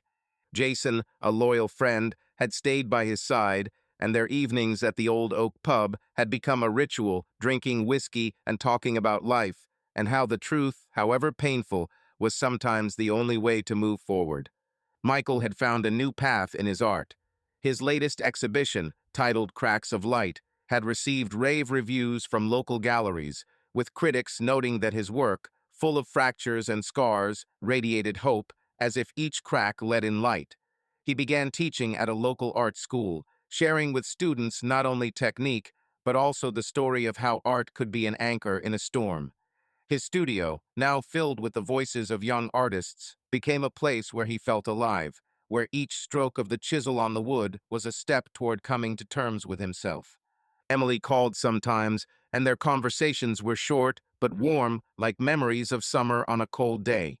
She told him she had started writing a book, not about Richard, not about the company, but about herself, about how easy it was to get lost in other people's expectations and how hard it was to find yourself again. Michael listened to her, and in her voice he heard the girl he had met in the university courtyard, with her bright laugh and her faith in the future, and it gave him a sense that perhaps they could both find peace, even if their paths were now diverging. The aftermath was different for everyone involved, but there was a sense of justice in it, as if the world had, albeit belatedly, restored balance. Richard, once the king of the corporate world, was now a shadow of his former self, his name associated with scandal, his smile no longer enchanting. Lisa and Paul found their own paths, freed from his shadows. Emily learned to live again, step by step, like someone who has escaped a labyrinth but still remembers its walls. And Michael, standing in his studio, looking at a sculpture ready to be fired, felt as if the storm had passed, leaving behind not only destruction, but also space for the new. He didn't know what lay ahead: new love, new battles, new cracks. But he knew that he had persevered, that the truth he had sought had given him not only pain, but also strength. He opened the window, letting in fresh air, and looked out at the city, which no longer seemed as cold as before. Life was going on, and he was ready for it, with his hands full of clay and his heart full of hope, albeit with cracks that he had learned to accept. Subscribe to our channel so that your love doesn't cheat on you, and go ahead and listen to the next story, because this story is nothing compared to the next one. If you're under 18, don't even think click to the next one.